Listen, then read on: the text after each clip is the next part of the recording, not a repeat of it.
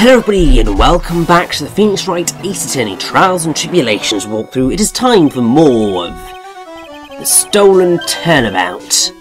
So, we have given the letter to Ron. Well, it's more like he nabbed it, but let's see. I wonder what it says, but well, at least he's happy, and for God's sake, Pearl, stop it. There's a little bit of an age gap between Nick and Maya. It's not major in the grand scheme of relationships as people get older. I think it's about 7 years or so. It's not too bad. But obviously, Maya's basically 17, 18 at this point, and Nick's 24. So, it's that awkward thing of relationships where when you're in that age bracket, it's a little bit creepy to have romantic relationships with people that many years younger. But as you get older, it becomes less of an issue. Obviously, there is a line that should never be crossed with respect to that, but let's just move away from this slightly not pleasant topic of discussion. And, Pearl! But if he didn't actually steal the urn, then he's innocent, so it'd be fine.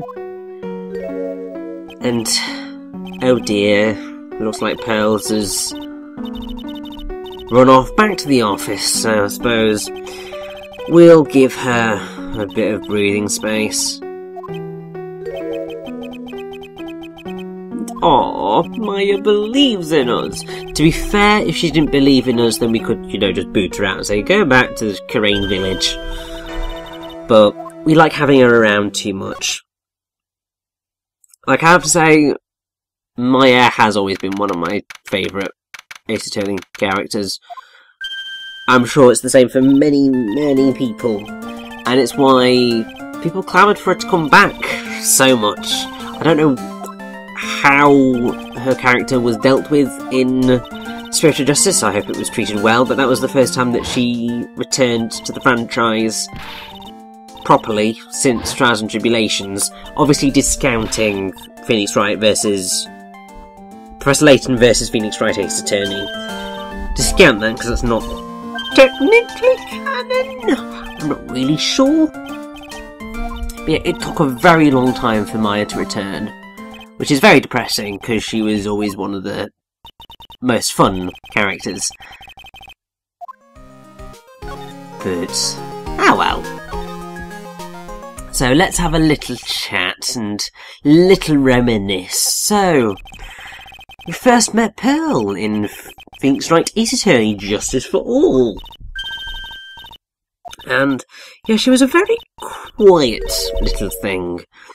Apart from, when she started going gaga overthinking that Nick and Maya were gonna, get it on. It's more of a platonic relationship that Nick and Maya have.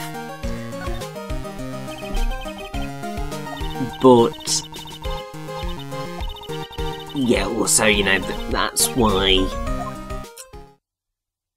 Pearl is so attached to Maya, because her mother, present him in isolation for assisting in a murder. So yeah, Maya's the only family she's got, and Pearl is Maya's only family that's left.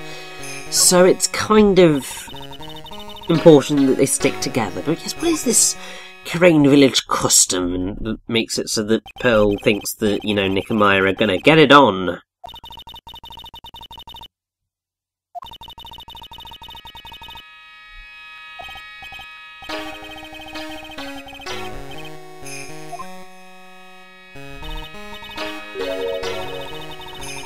Now this is something that I find quite interesting, because if you look at magic across the world, actually, it is generally always very often associated with women. Like, if you look at, in Japanese RPGs and so on and so forth, the mages quite often tend to be women. I mean, obviously the white mages, generally always women, but even the black mages. And when you move west, there is much more of a focus on witches than there is on wizards. So, in terms of magic,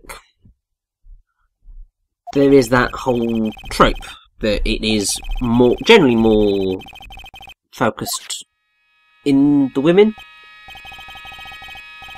And clearly that is where this idea of the phase and the Crane channeling technique has come from.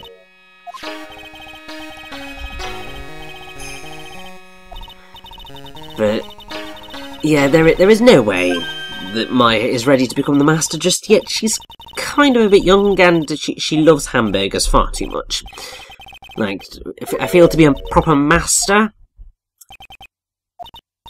you need to be able to control your urge for hamburgers. I don't think Maya's quite there yet.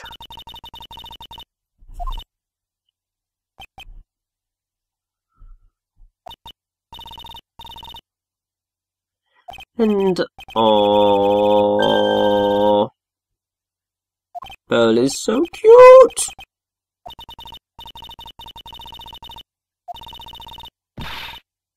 And no, I'd rather not have Pearl walking around the city by herself.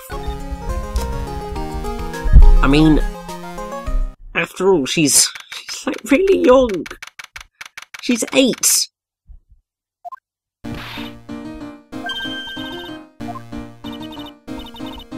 Like, actually 8. Like, how are they even... How?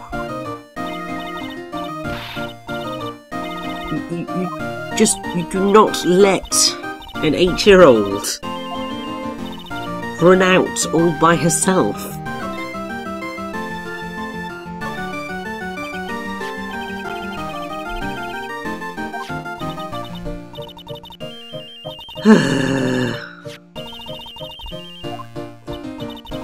But, oh well.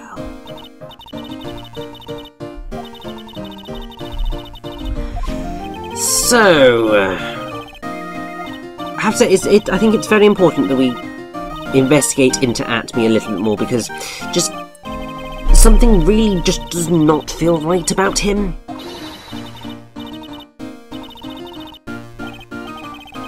I mean, yeah, he was mask to mask, pretty much bring it on. Bring it on, brung it on. Brought it on. I think brought it on is the correct English. And, oh, poor Adrian.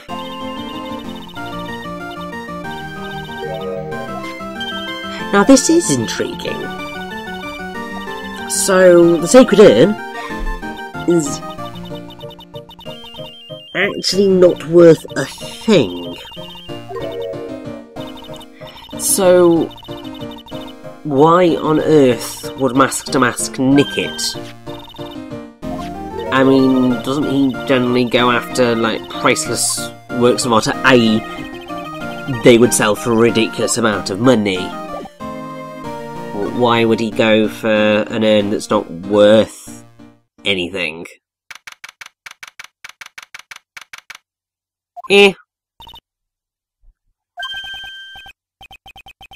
Anyway, here we are in the Atmi Detective Agency, or whatever the hell it's actually called, and you can see the ego on this fellow. He has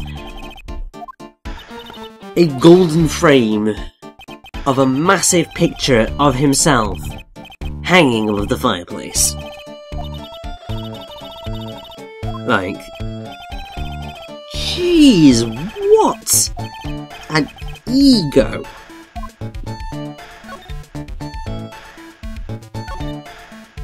Like, seriously, I don't think I have ever come across anyone who is so narcissistic. I mean, I believe I've probably... I mean, I suppose technically I have come across someone who is as narcissistic, and that would be Narcissus himself. But I've not really dealt with much media that involves Narcissus. But that's totally fair enough. To be fair, I really don't like characters who have just ridiculously overly large egos, because it's just unpleasant. A massive ego makes people very unlikable, because then they spend the entire time finding ways to stroke it, and to get other people to stroke it, and that just makes them unbearable to be around. And yeah, it's just not fun. Not fun in the slightest. But yes, it would seem Atme knows very little about the urn itself. But I'm also intrigued by what Mask to Mask's... well, how he managed to steal the urn. It's just like... it's bizarre, because Atme was on the lookout the entire time. And unless he was asleep, yeah, he would have seen something, and there's the Cyclock, he's hiding something from us. And this is actually quite funny, because we used the Magatama in Justice for All quite frequently, but Maya actually never saw us using it at all.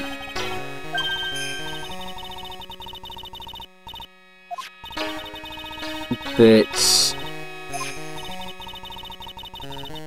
well, also that, Pearl was the one who filled it with power. So, yes, we need to break this Cyclock. And,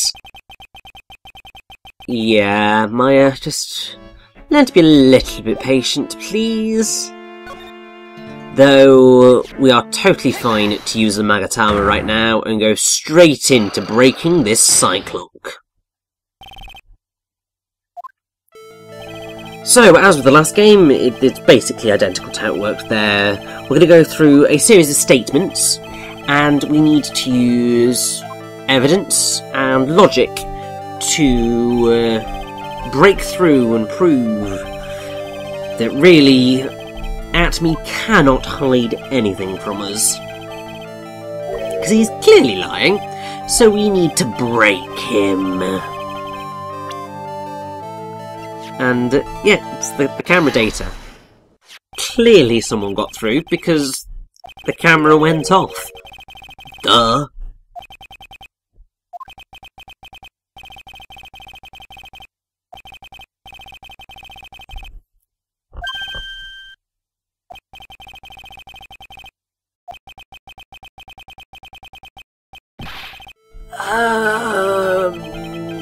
About that.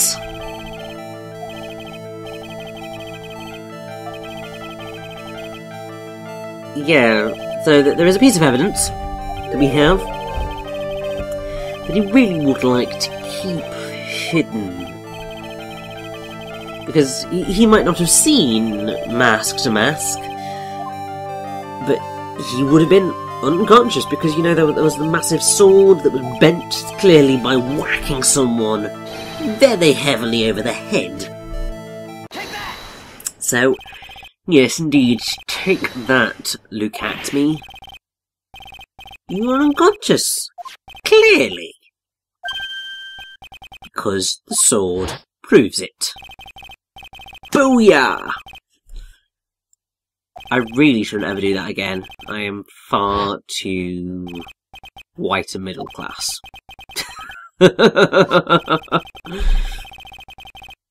Like, also just too much of a geek. Like, I can't get away with anything that sounds even slightly gangster, if you catch my drift. I've just got a slightly too posh an accent. Which is insane, because I shouldn't have that posh an accent. But for some reason I do. It's the curse of accents. But finally, we are getting a little bit more of the dirt on what happened to Atme. So apparently he... I'm not sure this is entirely correct, but we will take that for now. So the sword was used to bludgeon Atme over the back of the head, which basically explains why Atme never actually saw Mask to Mask.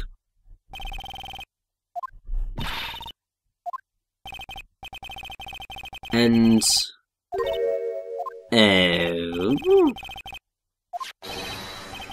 oh, okay, the photo that will help.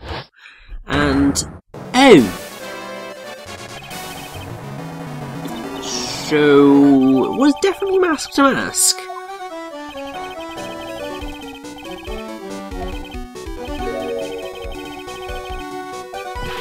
And what is this reason? Like, everything's just unravelling as we get closer to the end of this. Like, the investigation phase is nearly over, but it feels like the mystery is only just beginning. I mean, it basically is. We're in the first part of the case, the investigation phase, and we've got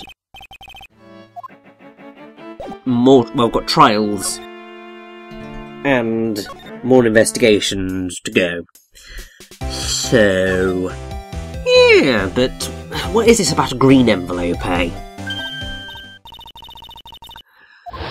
I feel very intrigued. So, very good reason to dress up and commit crimes? I mean, it's fascinating that Atme would know about the existence of this green envelope, but then I suppose if he's an ace detective and he's Mask to Mask's arch nemesis, then that would kind of explain a bit. But wait a minute.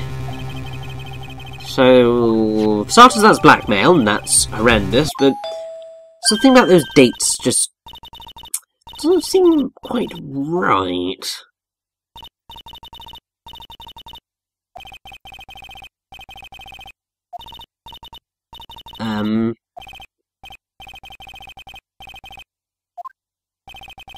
I recognise that style of speaking.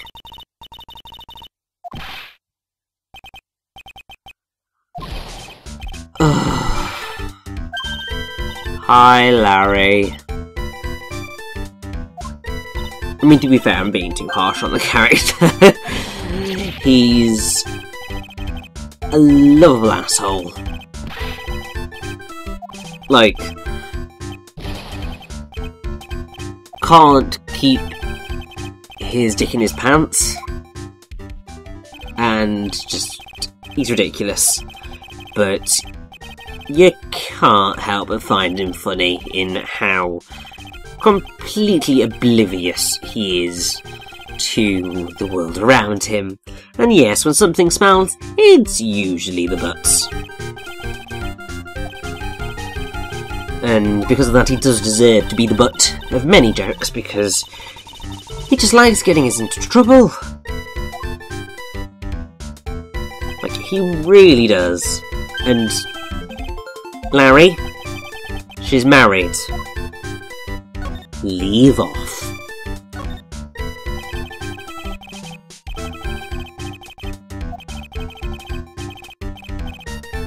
But yeah, I have to say, like, it's insane that Larry's managed to get a security-related job, clearly.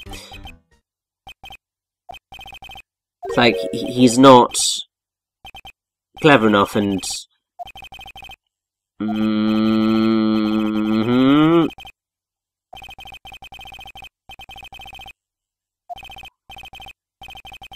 So, basically he had... Oh, okay, so it wasn't necessarily multiple affairs, but he just sort of drifted from one woman to the next. Ugh. Well... Larry, I feel we need to take a little bit of advice from Take Me or Leave Me from Rent. That's probably quite a helpful song for you.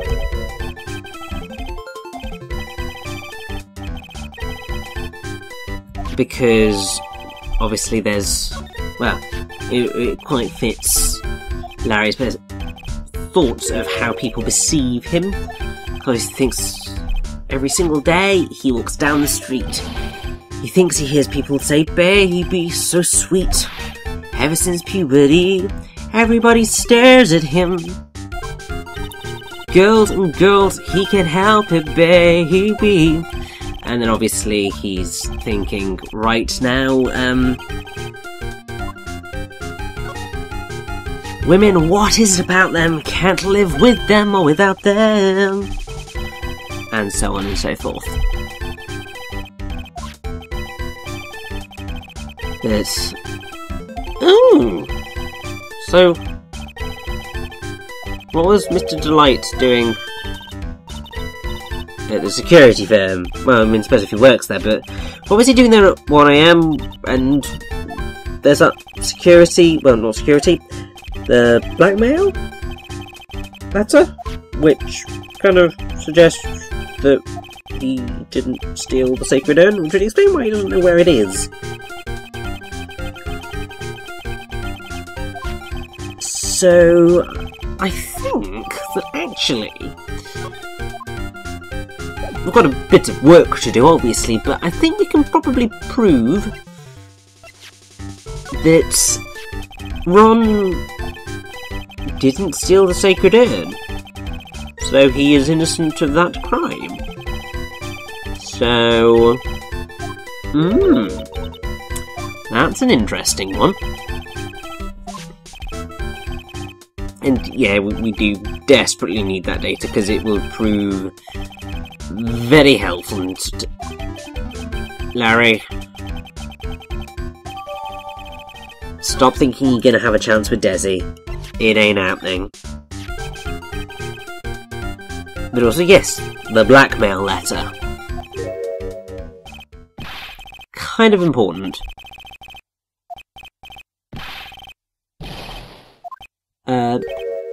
Oh?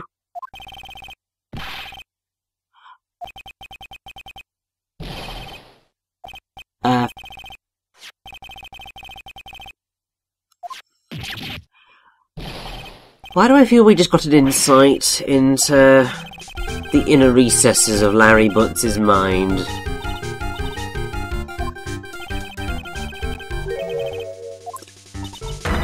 Let's leave it be. Like, really leave it be, because when something smells, it usually is the butts, and I feel we should scarp her as soon as is physically possible.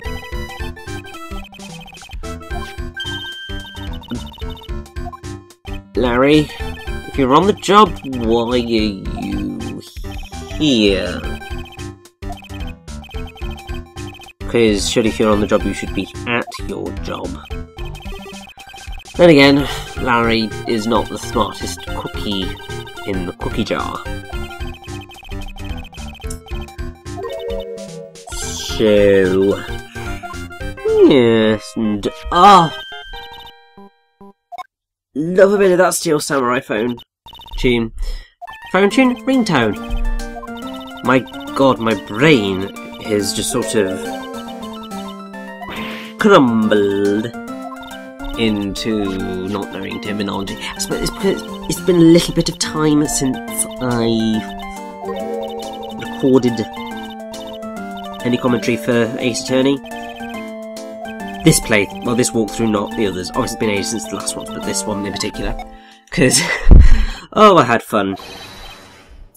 So, because of the way I am recording this, via emulation, I've got to piece together the little bits of the footage, and then render them as a whole video, so that then I've not got ridiculous numbers of 2 GB files that cover about 2 minutes. But the risk with that is that once you've deleted the footage, you can, end up missing out. Or accidentally missing bits of footage and getting too far and then having deleted it and going, oh, that footage isn't there. And I was in the middle of recording what I would count as this session, because I tend to do a session in parts of 3. So I did 1, 2, 3, and I was planning to do 4, 5, 6. But I got part way through part 5, and I'm just like, oh, the cutscene. Well, where we are skips quite dramatically. I'm missing a ludicrous amount of footage.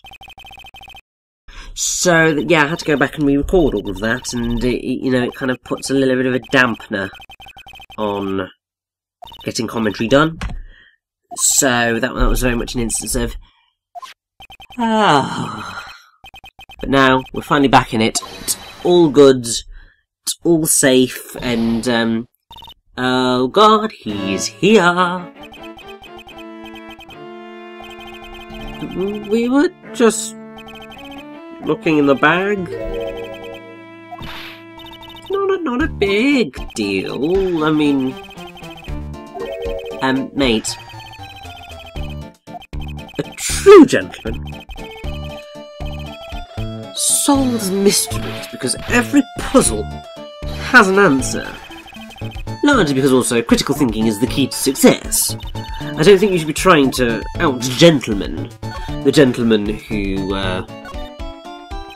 will eventually go on to meet Professor Layton, but also you shouldn't be trying to out-gentleman the clear gentleman who has many similarities with Professor Layton. Quite so. Yeah, no, I can't keep that up for very long.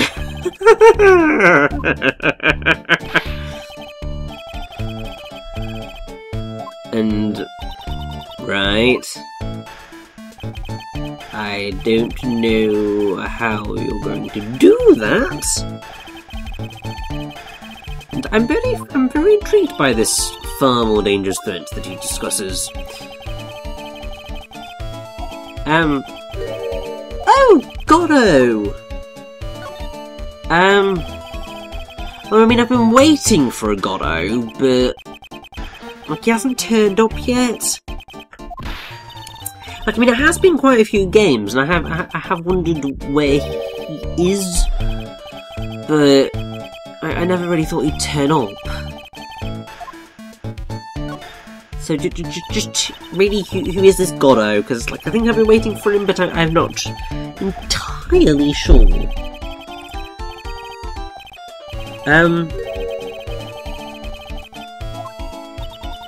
Yeah, you're really hyping him up. So I'm very intrigued. And oh, God damn it, Edgeworth! It would have been quite useful to have you here, because that way, we could solve the crime and it'll all be fine. We can all have a laugh about it over a nice, well, I don't know what Nick and Edgy drink. Well, I'll say over a nice cup of tea, because that's what I'd like. But, I suppose we'll have to see who this Goddo fellow is. Yes, the stage indeed has been set, but something very suspicious has taken place here, and I think we need to solve it very quickly. This will indeed be one tough trial.